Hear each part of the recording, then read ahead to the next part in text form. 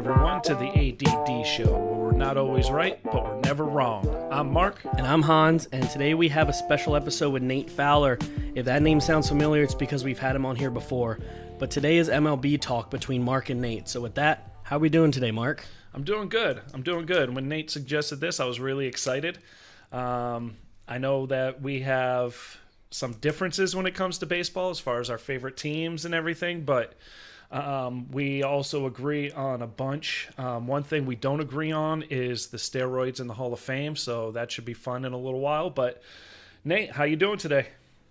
I'm doing great, man. How are you? I'm good. I'm looking forward to this. I did so much research that I was shocked at some of the numbers I found, to be honest with you. I feel exactly the same. All right, guys. Well, then what we're going to do is I'm going to introduce each little topic, have you guys talk like we normally would, okay? So I'm going to start off with National League Cy Young and MVP. All right, so National League I feel the MVP is between two players. You have an outside shot at a third, but I got Marcell Ozuna and Freddie Freeman as the front runners for MVP. They are at the tops of OPS, home runs, RBIs, and hits, and runs. Manny isn't up there in all those categories, and neither is Juan Soto.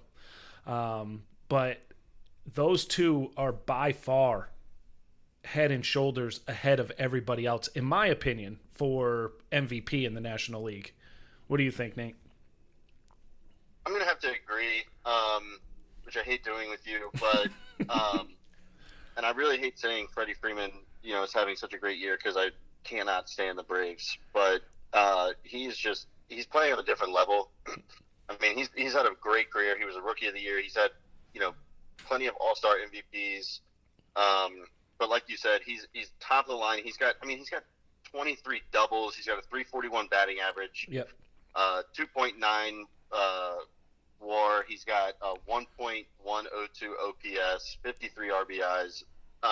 In my opinion, Manny he's not up there. He's just not there with the numbers. Neither is Tatis Jr. While they are exciting, they're not MVP.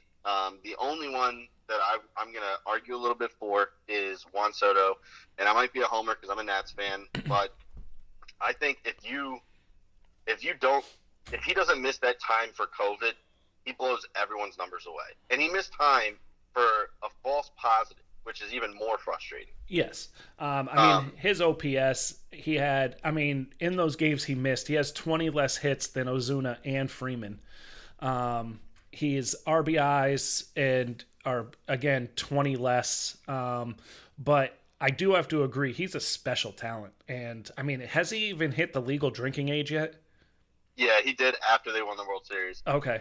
But, he's got a 351 batting average, and he's got 41 walks, 12 of which are intentional. Yes. And of the other three that have been mentioned, Freeman, Ozuna, and Machado, even throwing in Tatis in there, they all have 12 intentional walks combined. Yeah. So, Soto was, the Nats were hurt, one, by people that didn't want to play this year.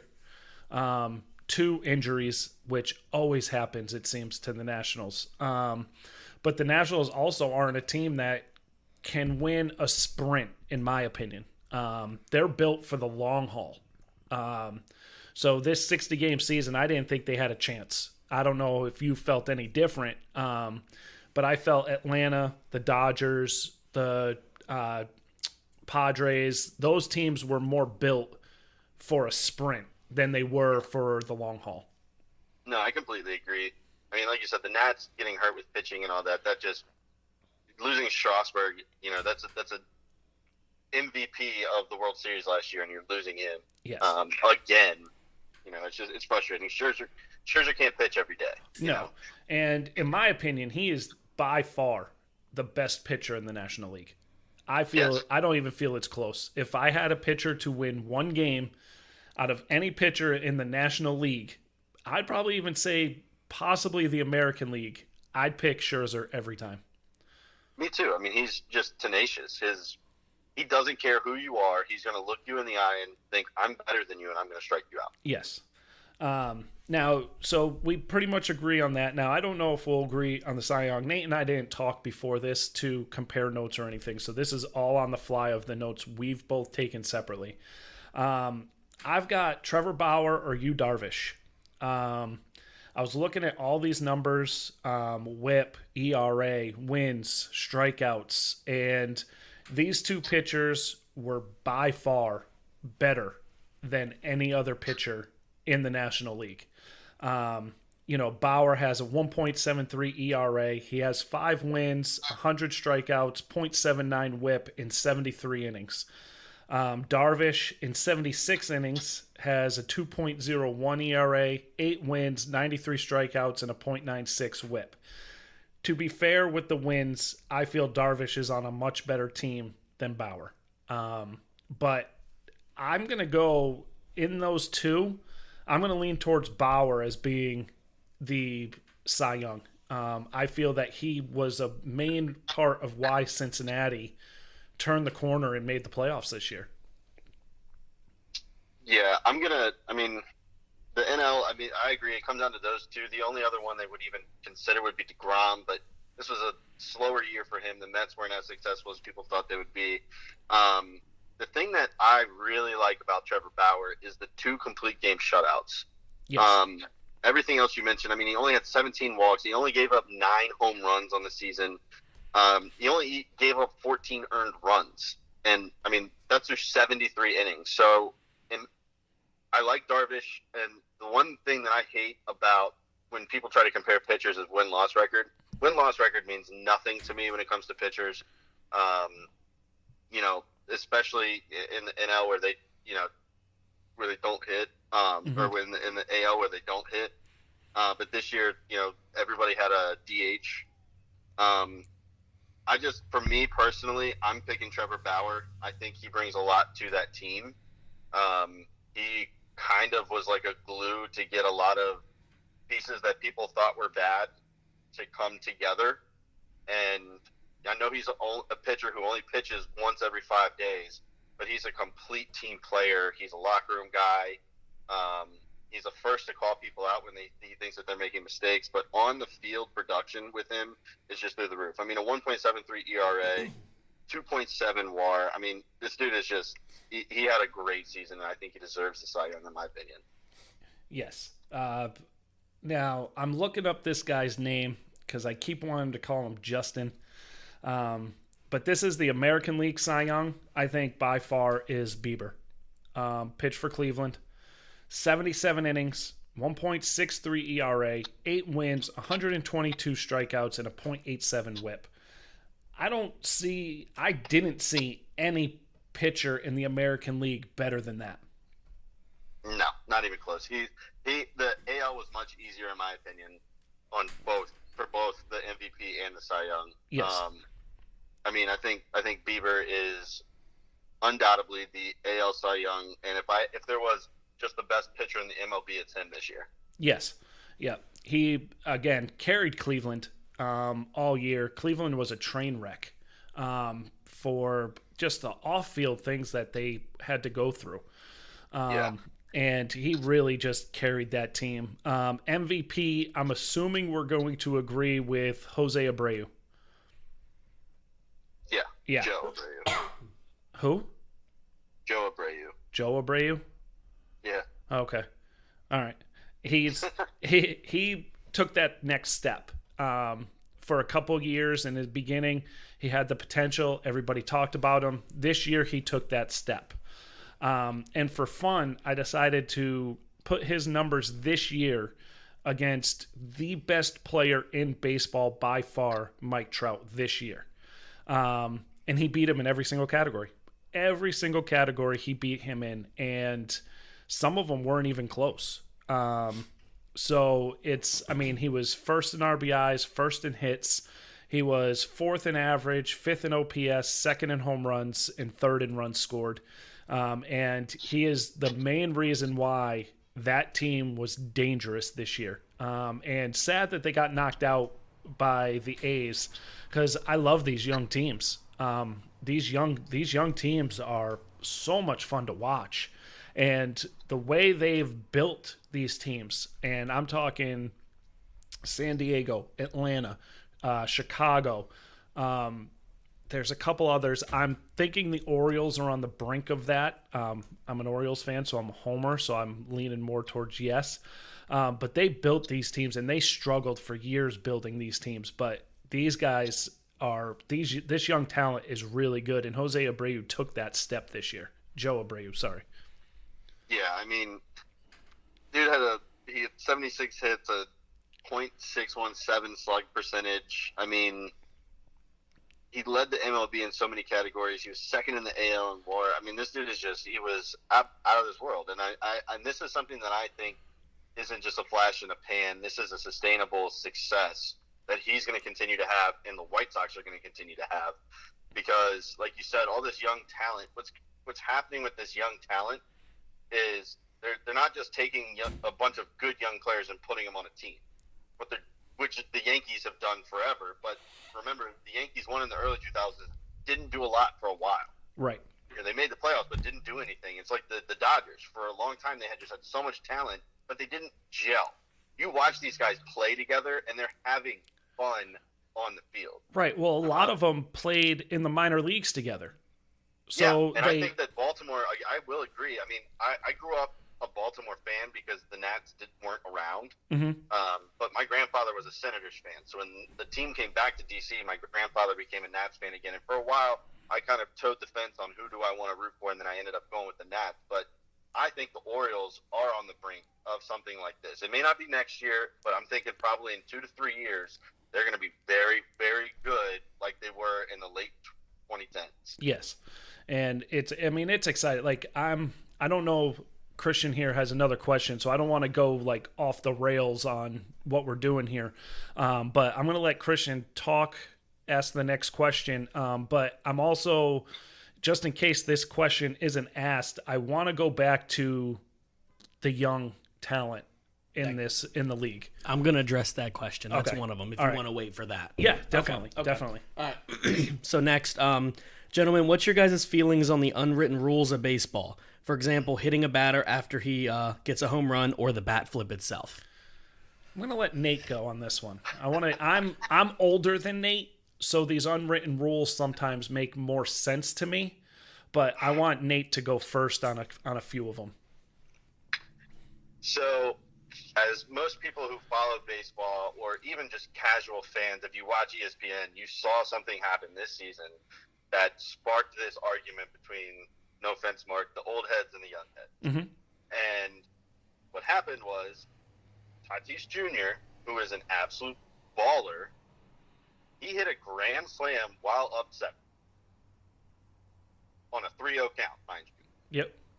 And everyone was up a lot. I saw a lot of people up in arms about this. The teams got up in arms. There was heated conversation. His manager called him out after the game. And personally, for me, I'm sorry, but if I'm standing at the plate, I know a 3-0 count, I'm about to get something fat, or you're going to intentionally walk me. If I'm going to get a fat pitch, I'm going to drill it. How many times in your career are you going to get the opportunity to hit a grand slam? Oh, no question. I'm going to quote a famous coach here. His name just totally went through my head. I had it and then it's gone. But you play to win the game. Until the last out is on there, until the clock hits 0, you are playing to win the game. And I didn't understand that. I'm old, and I don't understand that. I don't understand the outrage. I don't understand your coach not coming to your defense. It's, if you don't want him to hit it, don't pitch it so he can hit it. I don't care the bases are loaded. If you're mad that you're a 3-0 count, throw a strike, or you know what? Walk him. So only one run comes in. I want to add something real quick. I don't know a lot about baseball. I just casually watch it. But what you guys are explaining about, like, these unwritten rules where if you're at the plate, 3-0, you're going to hit the grand slam if it's given to you, right? Mm-hmm. It reminds me of that, like, in football, and we've seen that a little bit this year, where teams are like, well, you're up by 20, just go ahead and take your foot off the brake and run out the clock. We've seen that having a lead doesn't always matter, and I've watched enough baseball to see 7-0 leads, 7 runs to no runs in the 7th inning. A team can lose doing that. Yes. So if you are presented with a hit, bases loaded, take that because you never know, those runs might come in handy, especially when the playoffs come around with seedings. I don't know if baseball does that, but runs and all that have to mean something. My thing is this: is I'm not a fan of a lot of the unwritten rules. I'm not. I was brought up in an age, yes, when I pitched, if you did something that made me mad, I'm throwing at you. I'm sorry. That's just what I did. But if you hit a home run off of me, if you did anything, like, I didn't throw at you because you succeeded against me. A lot of times, like, it was just a fine line. Now, throwing at somebody and intentionally trying to take somebody's head off is two totally different things. Unless they're Houston. Well, we'll get in, but some of the other, the unwritten rules is like, you don't do this, you don't do that, you don't show up the opponent. Why not? Why? Basketball is popular because players are showing up the other team. Football, you're not allowed to taunt. I get that, but let them dance. Let them do little things. You know what? It's, and so I don't know how you feel about it. Like, I know you're against pretty much almost all the unwritten rules, Nate. Am I correct? Yeah, I mean, my whole take on it is, for a while in the NFL, you brought up the NFL, for a while you would get flagged for excessive celebration, right? Mm-hmm. Well, what happened was the viewers, look, my biggest thing is money talks in sports, right? Money is, it's not, in real life, it's not the be-all, end-all, but in sports, it is. And when viewership was down, what did the NFL do? They said, well, let's take something that's minuscule and allow these players to do something that they want to do. Yes. So they did. And, my grandfather was against it because he was a John Riggins fan, and John Riggins never celebrated. He just handed the ball back to the ref. That's fine. But if someone wants to celebrate, all that's going to do is it's going to take the younger kids who are watching the games with their parent and say, that looks fun. I want to watch more. Yeah. Well, baseball doesn't have that. Baseball's a dying sport. Yes. Because they don't allow the athletes to brand themselves. They do nothing to brand their athletes. And they have this list of dumb, unwritten rules, which is a stupid word, a stupid phrase in and of itself. Yes. But they have this list of things that you can't do because it'll make the sport fun. And isn't that the point? Yes. And that's one of the main things. Like, when I played, did you play a lot of wiffle ball growing up? A ton. When I hit a home run, I didn't run the bases, but I flipped the bat. Like, I talked so much garbage. Like, it was and you had, like you said, perfect word for it, you had fun. In baseball, these young players are having fun, but people that are retired from baseball, the older generation of baseball is killing these kids for having fun. What about, like, for example, a home run, right? Nothing wrong with celebrating, nothing wrong with having fun. Are you guys both in agreements about being against, like, excessive taunting or inappropriate actions or grabbing below the waistline? And like what about, like, inappropriateness? I think there's a right and a wrong way. I agree. To celebrate. And this is one of those things where it's like, people are like, well, if there's a right and a wrong way and you're going to toe the line, then you should just not do it at all. And I think that's bogus. Mm-hmm. I don't know if you guys watched the World Series last year. Alex Bregman hit a home run for the cheating Astros, and he carried his bat to first base. So Juan Soto gets up the next inning and drills a shot. And what does he do?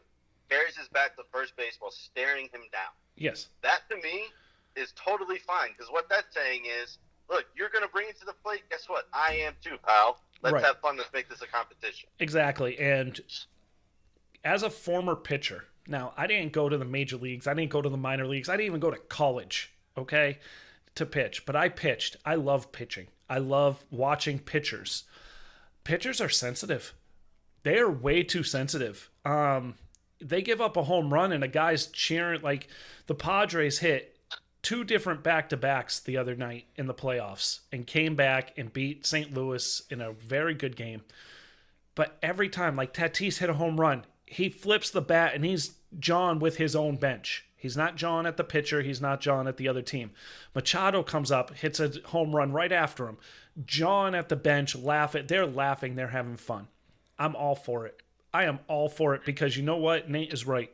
Baseball is dying, and you need pretty much 18 people to get together to play a game. And that doesn't happen. You can't play 2-on-2 baseball. You can play 2-on-2, 1-on-1 basketball. You can play catch with football. You can run routes in football. You can't really do much unless you have pretty much a full squad in baseball. And you need these kids wanting to play. You want these kids. And Nate said something perfect just a little while ago. Major League Baseball is one of the few sports where you can see the player's face, where you can see who the person is, and they do an absolutely horrid job making these players known. Advertise the hell out of these players. Mike Trout should be one of the highest paid people on the earth with sponsors and in baseball and everything. And baseball's like, well, we want to do this. And he's like, no, I want to do this. No, we don't want to support that. I want to add something because as somebody like me who watches a lot of sports, right? I'll casually watch baseball, casually watch NBA at times, but I can name you every football player, it seems, every college football, every college basketball player. I can name you tennis players. I can name you NASCAR drivers. I can go down the list. I can even name college wrestlers. I can't but name about 5 MLB players. Yeah. And I watch MLB and I'm like, I don't know if it's because they don't market these guys or if there has to be a reason why the average fan of all sports can name more. I know Nate's a coach, but like college wrestlers, I can name way more of, and I don't even really watch it compared to the MLB, and I watch 10, 15 games a year. Go ahead. Yeah, I mean, my thing is we're here on the East Coast, right? And we're grown-ups. We watch Sports Center. We see the MLB. We follow sports because we like sports. But there are kids that grow up that are, in that 5 to 13 range who have no idea who Mike Trout is.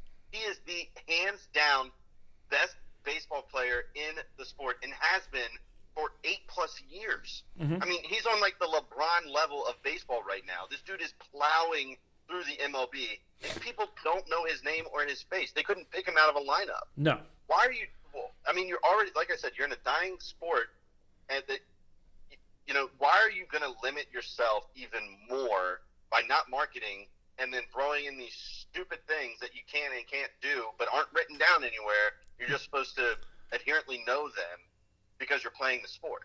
It's just dumb. Yes, very. I'm not going to disagree with that. You guys ready for the next question? All right, yeah. So I'm going to go ahead and let you go first, Nate. I moved a question farther down. We'll get to it later, but I want to start with, how do you feel about the young talent in the sport today? And this will go into another question, but we'll start with that one. How do you feel about the young talent today?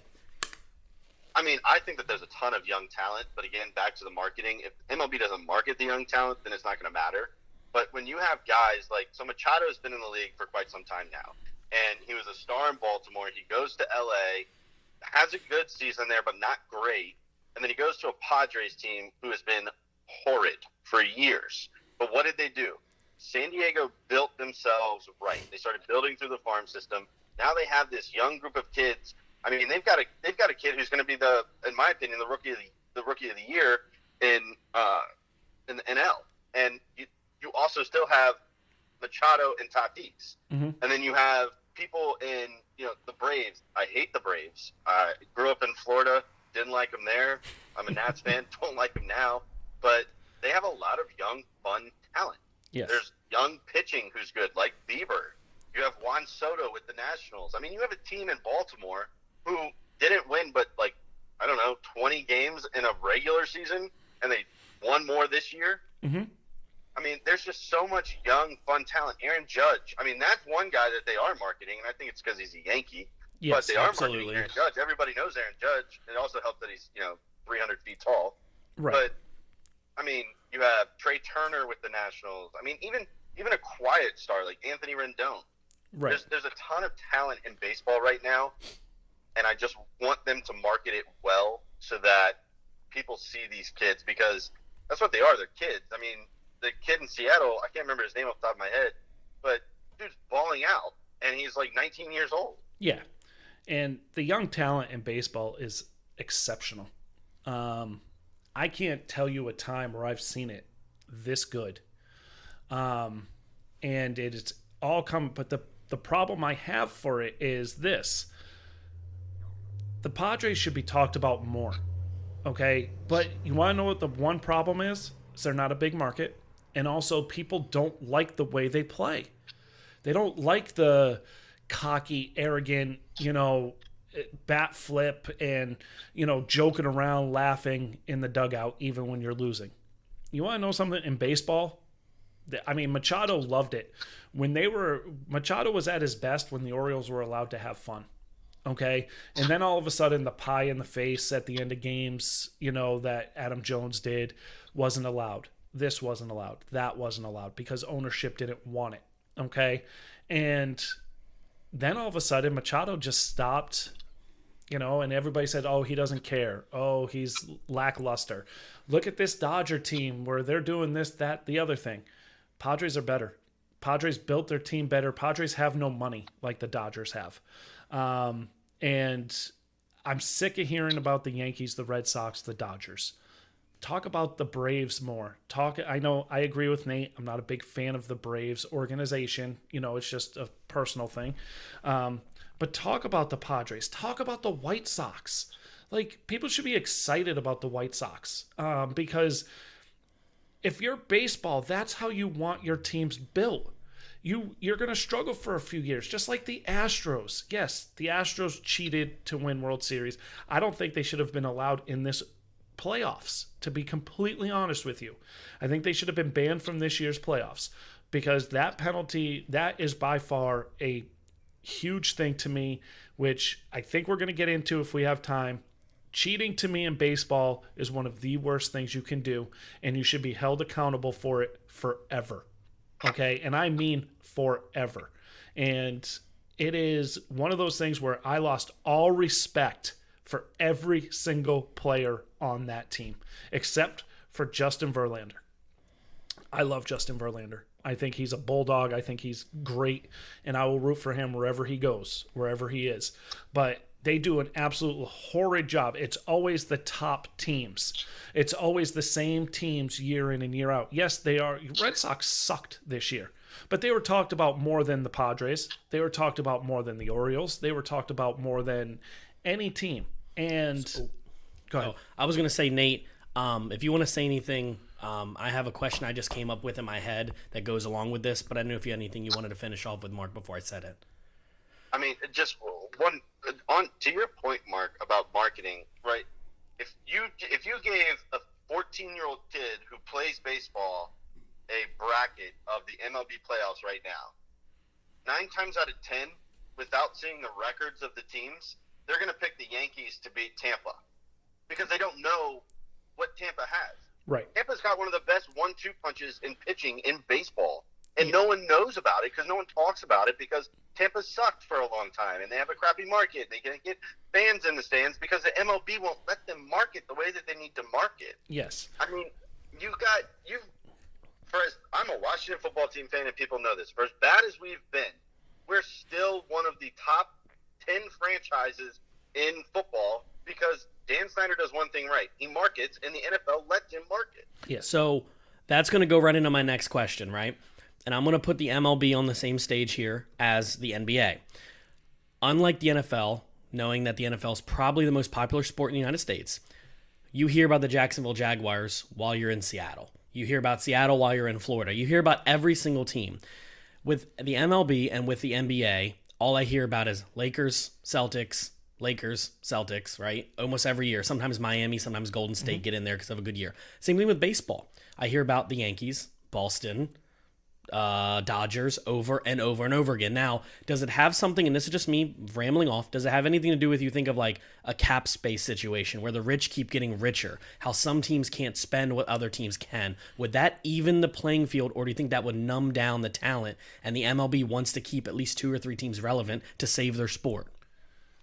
Or how do you fix it? How do you let more teams be popular? Well, I'll go first. Okay. Since Mark's being quiet. For me, I personally do think that. The one thing that the NFL has done and done right. I mean, the NFLs can never be touched by another sport, in my opinion, in America because they literally own a day of the week and they practically own 2 more. Mm-hmm. And with the cap space, the one thing that that's done is it's kept it's created a different thinking in that sport. So like what they were able to do in New England in the MLB is unprecedented, or in the NFL is unprecedented, and it might never be done again, except for maybe in Kansas City, because Mahomes signed a team-friendly deal. Even though it was a crap load of money, it's very team-friendly. It's limited the big-time signings because teams don't want to strap themselves into a contract they can't get out of, like what could possibly be happening in Philly with Carson Wentz. Mm-hmm. So in the MLB, your teams like the Yankees, the Red Sox, the Dodgers, these teams in these massive markets, they're going to have more money year over year. They're going to be able to bring in the big guys. Like, there's no way that the Dodgers should have been able to afford Mookie Betts, but they did because they have more money than Tampa Bay or than the Rangers or something like that. And the good thing about the NBA, in my opinion, is just like the MLB, there's a ton of young talent. So you have people like Doncic, and you have Jimmy Butler finding his groove in Miami, and you have the Bucks, and who knows what's going to happen to Giannis. But Toronto did it with Kawhi and without Kawhi. They're still exciting. And for me, the MLB, not only not having the cap space makes it. Not having the salary cap makes it so that these teams are still good, but they also are limited in how and what they can market. Yes. NFL by far got it right when they did a salary cap. By far.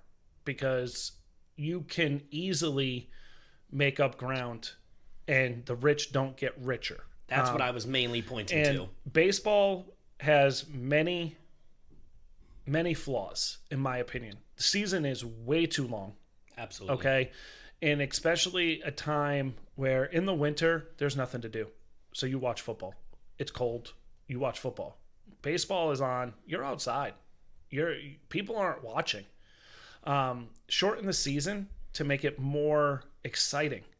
Like, this season was exciting. I don't watch a lot, and I watched more this season than I have my whole life. And I'm not saying cut to 60 games, but you could go 100 games. You could go 120 games and still be more exciting. People will lose interest in the middle of the season because they know they don't have to pay attention, because it only matters like the last month and a half, 2 months is when you want to pay attention if your team's in it. But baseball will never be allowed to have a salary cap because of the teams you named, because the Yankees, the Dodgers, and the Red Sox won't allow it. And for some reason, baseball caters to those teams. And it takes a team 5-6 years to build what the White Sox have. But it's only sustainable for 2 or 3 years, because then all of a sudden the players they've groomed and built then all of a sudden become free agents and they get plucked by the teams that can spend the money. So do you think that with the salary cap not being a thing in the MLB, with them allowing to spend as much money as they affordably make, do you think that's going to be the death of small market teams like the Orioles joking about moving, or this team leaving, or this team leaving? Do you think that because these teams can spend so much money, while the Orioles, or let's just say someone like the Braves, look at them and go, we can't do that, we can't afford that? Do you think this is what could ultimately be the downfall of the MLB? Yes, because they're also getting rid of the minor leagues. Mm-hmm. They have also cut the minor league system in half, which kills small market teams, which kills teams like Tampa Bay, that builds their talent up from within, and then that talent gets to the MLB, and they are really good. They are really good. And so I feel, yes, it is going to be a detriment to the league. But at the same time, I really don't know.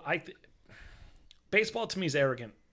It's run by arrogant people that think their sport is undeniably going to be successful no matter what. And I feel that is their downfall. Which is sad. Yes. I don't know if you disagree with that, Nate, at all, or... Yeah, so I think that there are two major things that's going to kill baseball.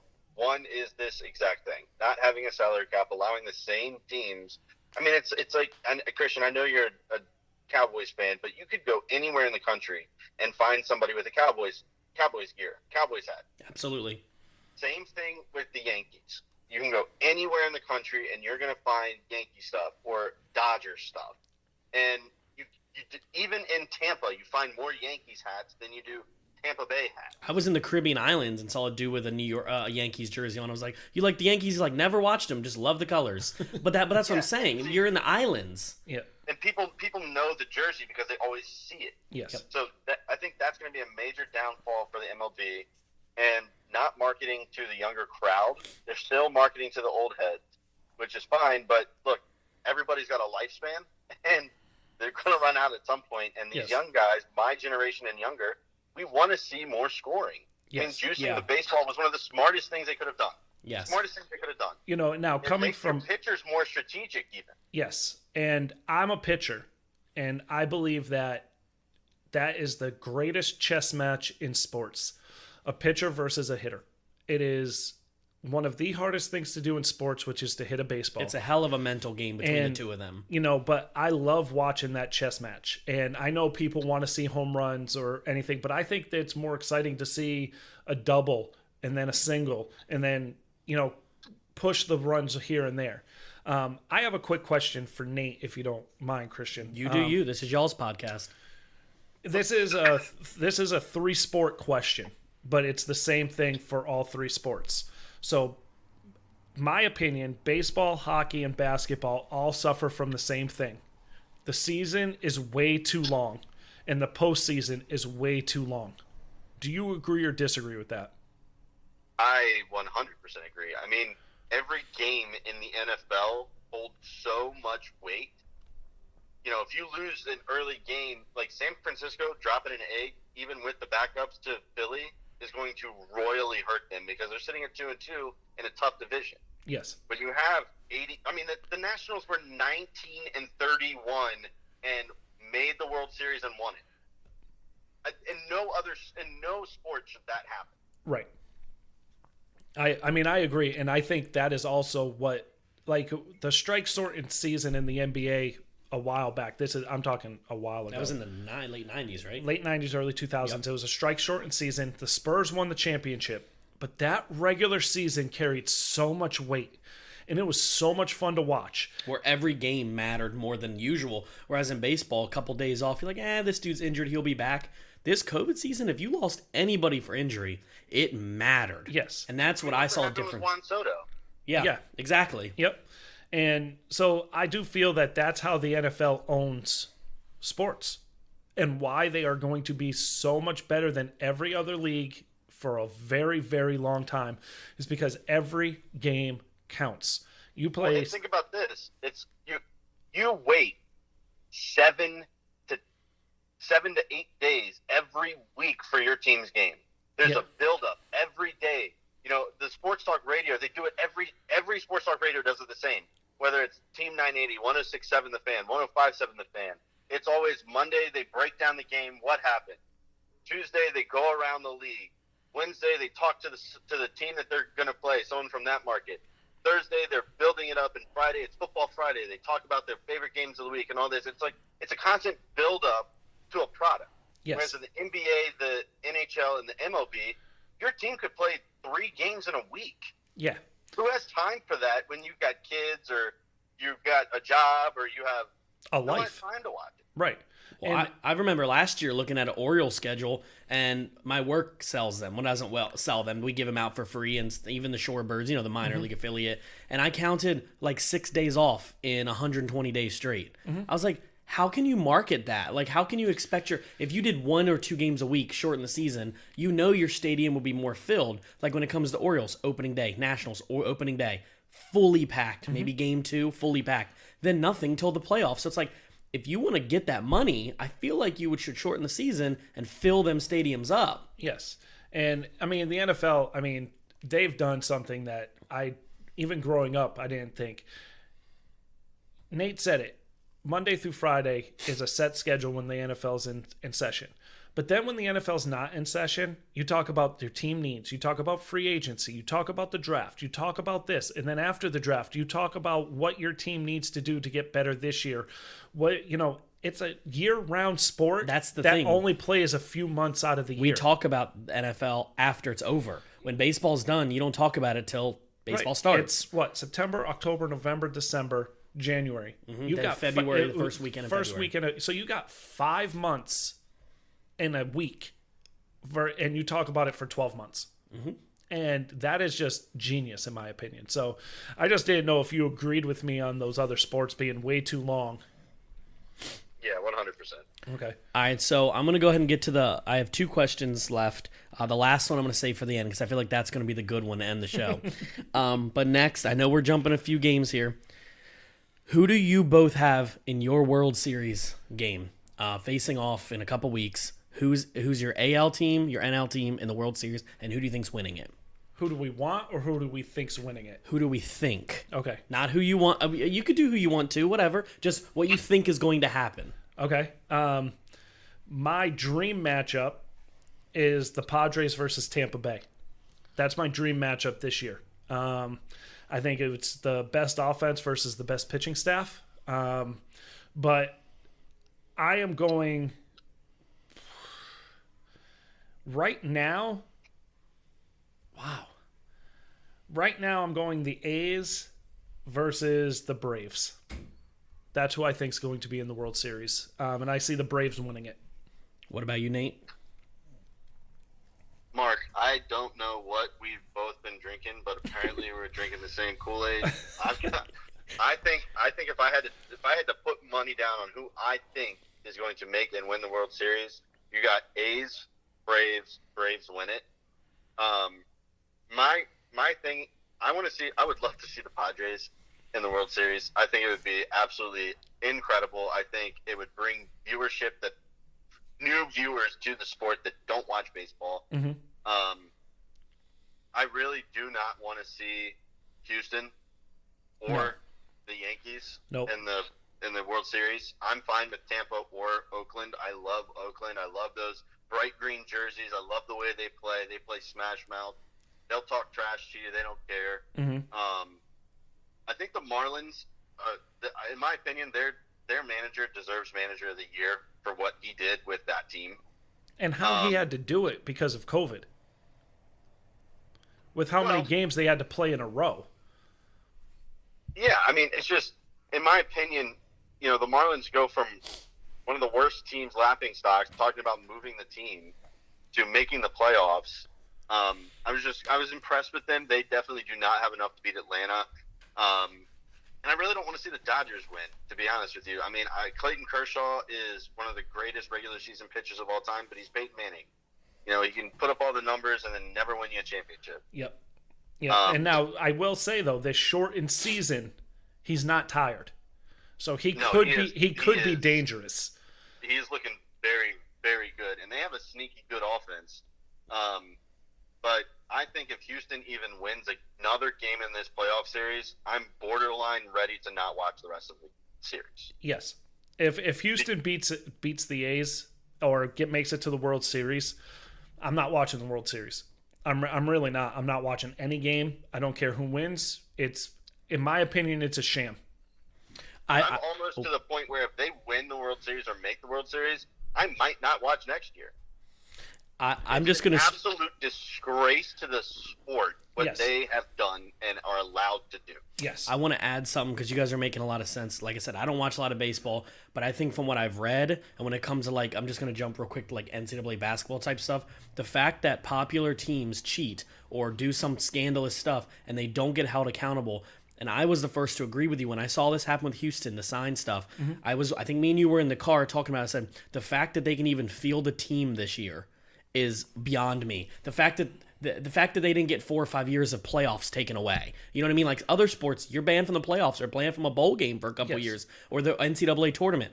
How are they allowed to be right here, right now, knowing it was blatant cheating? Not like Deflategate and other stuff that, maybe. This is clearly cheating. Yes. You admitted to cheating, and you're allowed to be in the playoffs? Yes, and the only thing that really happened to them was they lost a manager, and they lost their general manager. What about draft picks? They lost 1 year of draft picks. They lost a first-round draft pick, I think, this year. That's it. The Red Sox did the same thing, but the Red Sox...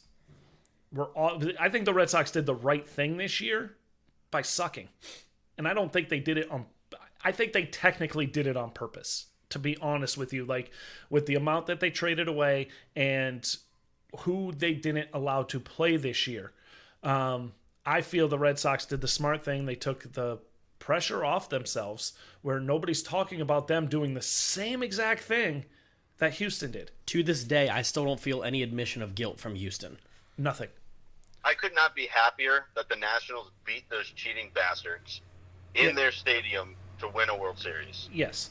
And I'm in full agreement with Christian is I'm baffled at how they are allowed to have a postseason appearance. At least take away a couple years of postseason bans. Something. I just don't get it. I really don't, because in college, you cheat, you're banned from the postseason. It doesn't matter. I mean, I've seen, who was it, Louisville or Kentucky? They had like 3 or 4 years of bans. And they were the best team in the country, and they couldn't play. And so it's fine with me. Yeah. It doesn't take away from them playing the season. I think if you're not tough enough, and this is just me thinking this, if you're not tough enough on somebody like the Houston, who's to say another team's not like, well, it might be worth it to sign Steele for, that's all we got to lose? A general manager, a draft pick, nothing else? Maybe we should sign Steele, because that's not a harsh punishment. Yes. That's the thing. I feel so bad.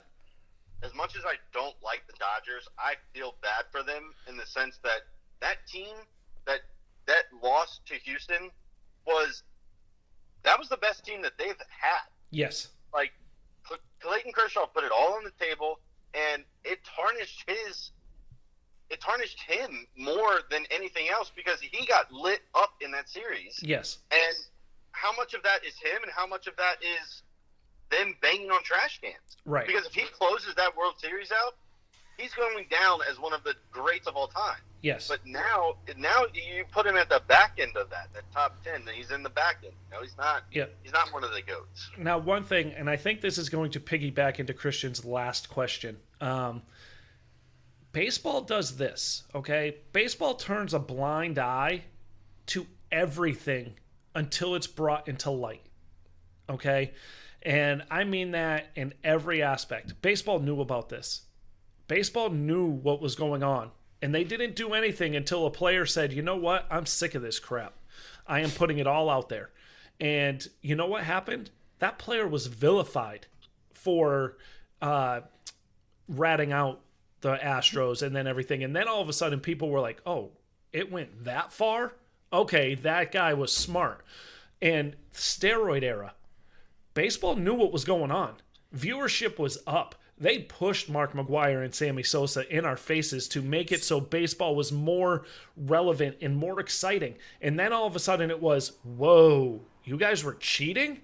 You guys were doing this? Yeah, we have nothing to do with it. So let me go that into my next point, because I want to let Nate respond. I'll let you go again. Let me respond that to my last one. I'm going to go a little longer than I have written down, but I want to talk about the Hall of Fame itself. And going into what you just said, right? So why does baseball's Hall of Fame seem like a good boys club, popularity club, only allowing perfect resumes, no divorces? And same thing like with this. When you get older, and I'm gonna get older, I'm gonna have my son get older. He's gonna look and be like, Dad, like when you were 25, like the Houston, man, they had such a good team, because it's not gonna say an asterisk. It's not gonna say they cheated. No matter what, the players on that team, and I can't name one on the Houston team because I don't watch it enough. But they're like, well, yeah, we cheat a little bit, but I got this ring that they never got taken away. Right. It's always going to be there. But the fact that their name's going to be on there, but two people like Pete Rose and Barry Bonds won't be.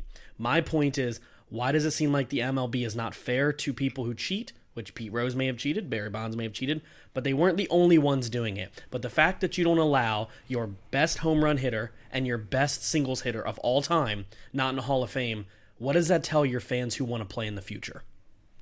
All right, Nate, I know we disagree on this, so I'm going to let you go first. So what does that tell people for the future? I mean, in my personal opinion, I'm in sales, and I believe that you can't lie to make a sale, and if you do, you're a bad salesman. You have to have integrity, right? Mm-hmm. And I think that every person in every sport should have integrity to a point where they don't cheat, right? Right. But in my opinion, when you're talking about a professional athlete, first I'll just throw this out there to get it all started. I think steroids should be allowed. They should just say, screw it. You want to use it, use it. Let's get the best. Let's get the best you can possibly be out there, because they use certain steroids for recovery anyways. There're going to be less injuries. There's going to be more excitement. It's going to be fun. Look, I'm for it. It is that's how I stand. But I understand, the negative health benefits and all that stuff. I get that. But they're making a decision to play a gladiator sport or a sport anyways. But I think that Barry Bonds, before the steroids, Barry Bonds was already a top 5, top 10 player in MLB. Of all time. Of all time. And steroids don't make you a better hitter, by the way. No. They make it look. And that's the thing. And my brother and I have made this argument in our group chat, and when we've talked about it before. All steroids do. So when you're hitting a ball is literally all eye and hip and motion. It's all corkscrew motion. It's hand-eye contact. I can take all the steroids in the world, and I won't be able to hit a ball 10 feet if I'm not hitting it. My uncle is 5'9", 150 pounds soaking wet, and plays slow pitch softball and will hit the ball farther than everybody else because he's a golfer and he understands the mechanics of his swing. If you don't have proper mechanics, you're not hitting the ball out of the park. Okay, and fair enough. My whole thing is this. Barry Bonds didn't hit 40 home runs when he wasn't on steroids. Barry Bonds hit over 300, had 40 doubles, 40 stolen bases. I think he's part of the 50-50 club, to be honest. I think he had 50 doubles, he had 30 home runs, and he had he hit over 300 every year, okay, when he was with the Pirates. And then that man got jealous, okay? And he wasn't the talk of the town. He wasn't being talked about because home runs became the thing, okay? And he crossed the line. He cheated. And cheating, to me, keeps you banned, okay? And I am a firm believer on that, okay? And everybody's like, oh, Brady cheated in football. Brady didn't cheat in football. Belichick did, okay? Brady watched the film that they took, and Brady went out and executed. Brady, so tell me Brady cheated. Brady, but should Belichick be banned? Yes.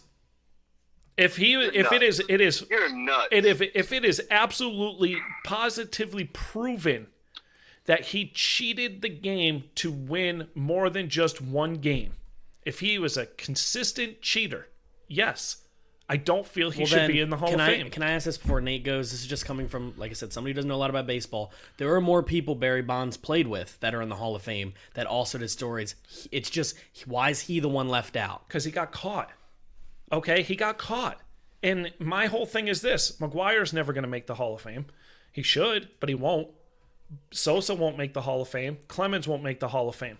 Now, my thing is this, is everybody wants to say, oh, well, they're some of the best pitchers to ever play. Okay, but what about those pitchers that lost their careers? What about those hitters that lost their careers because these guys did what they did, and then they get caught and they get banned from the sport? Okay, and I'm sorry. He crossed the line. Should it be allowed? Should it not be allowed? That's not for me to say. It's not allowed. And one of the cardinal rules of sports, in every sport, is you do not bet on your sport while you are in your sport. And Pete Rose bet on not only his team, but his sport. But that didn't change the wins. He bet on his sport. That is against the rules. Okay? That is the cardinal sin. Okay? It is just like a point guard not doing going all out because they're up by 10, and if they go up by 12, all the gamblers lose. Okay? That player is then banned from the sport. Okay? Pete Rose did the unthinkable. He did the unthinkable. And I don't care what the record shows. He's still in the record books. He does not get a plaque in the Hall of Fame. Okay? I don't know. In my opinion, I think Pete Rose should be in the Hall of Fame before Barry Bonds. I also agree. You're opposite. I mean, look, the only reason why I'll agree with you there is because Pete Rose did it as a coach, and it's not proven whether or not he did it as a player. So what he did as a player shouldn't be combined in as a coach, but since it is, I still feel he should not be allowed. Now, Bonds and Clemens, I mean, that's my era. I loved watching Clemens pitch until it was proven he did steroids and he was on the Yankees. There is no way that man went from a 5-game winner in Boston to a consistent 20-game winner with Toronto and the Yankees without and he cheated. And steroids help you with muscle pain. They help you recover. They help you do everything. And the one thing you said perfectly, Nate, is it's a gladiator sport. And you have to deal with the injuries. You have to deal with that. And they didn't do it properly. And I feel Bonds is the biggest culprit. I think Bonds, as much of a POS as he is, if he didn't do steroids, he's by far the best player to ever play baseball. Ever. Because he was on that way. And then he decided that he needed to put up home runs. And if you look at his numbers, his average went down, his stolen bases went down, his doubles went down. All he was a home run hitter. All he was Mark McGwire. Yeah, I mean, he was a two-way player before the steroid.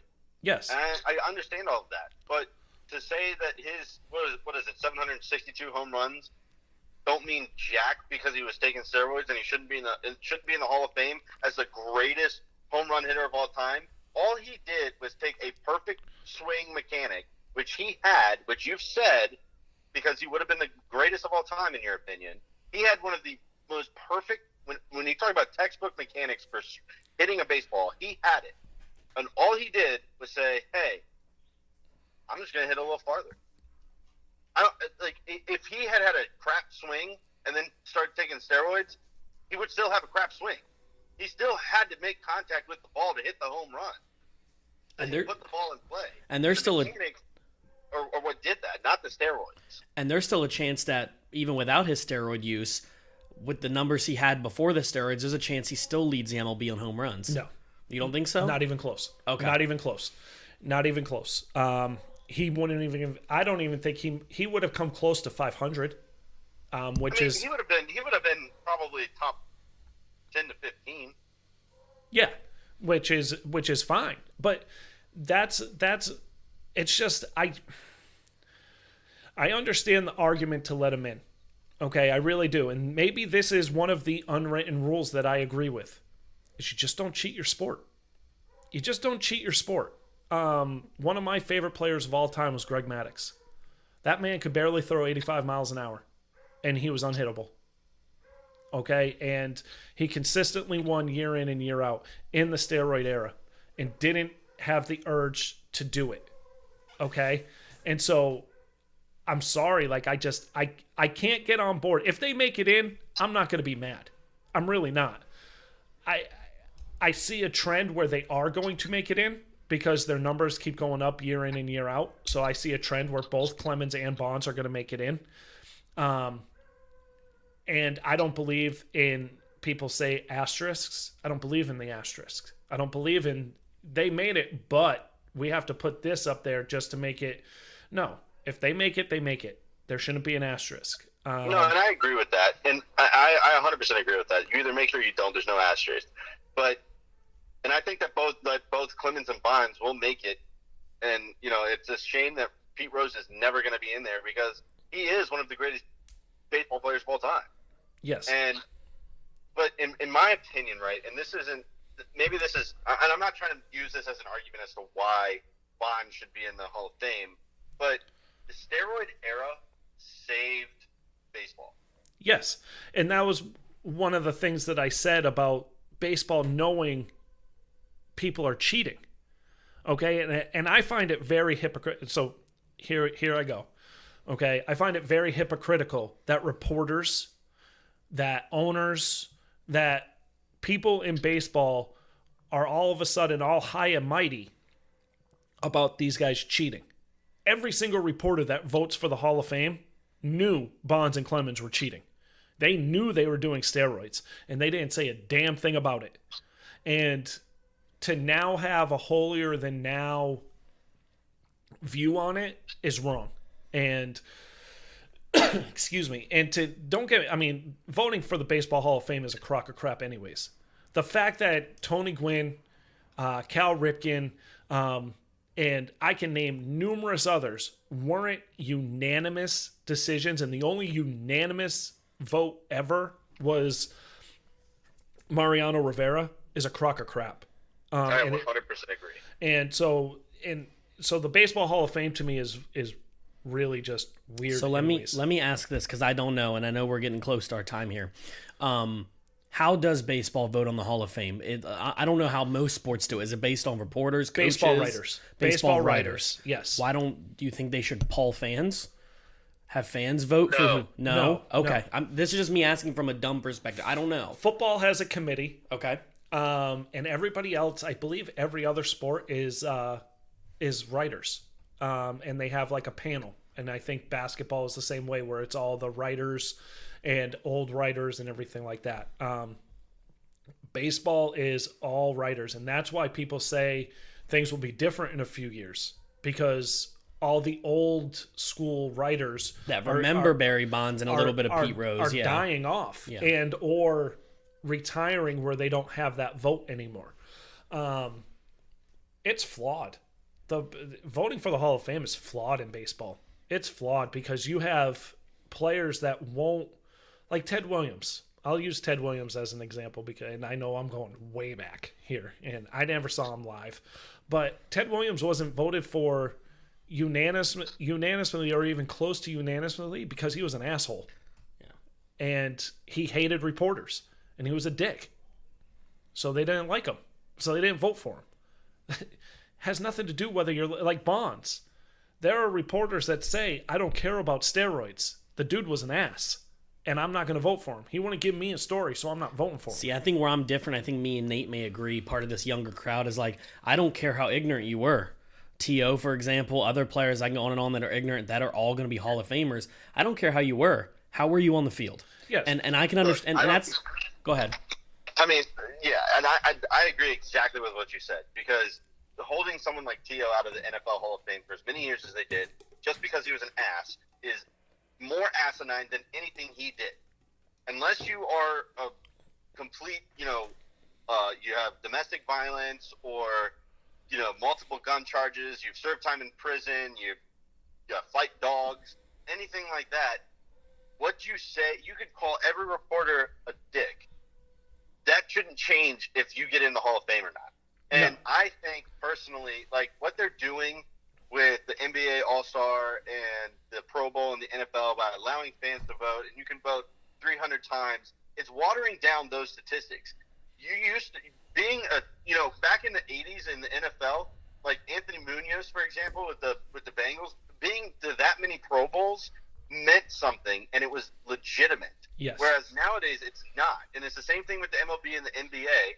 It's all a popularity contest, and I think that when it comes to Hall of Fame, when it comes to All-Stars or Pro Bowl, they should all have a committee that makes votes. Now, they can poll the fan votes to see, if everybody in the world votes for one player and the committee doesn't like that player, I think that it's stupid that player shouldn't get in if they deserve it. But this is one of those things where it's hard to do because we're all humans. Like, there's a human element to it, which is the ultimate variable when you're talking about voting and, Hall of Fame and Pro Bowl and All-Star and all that stuff. But I think that there needs to be a committee for this reason, because the MLB Hall of Fame is a popularity contest, and nobody can be perfect except Mariano Rivera, who, don't get me wrong, phenomenal baseball player, but you're going to tell me Cal Ripken and Ken Griffey weren't better?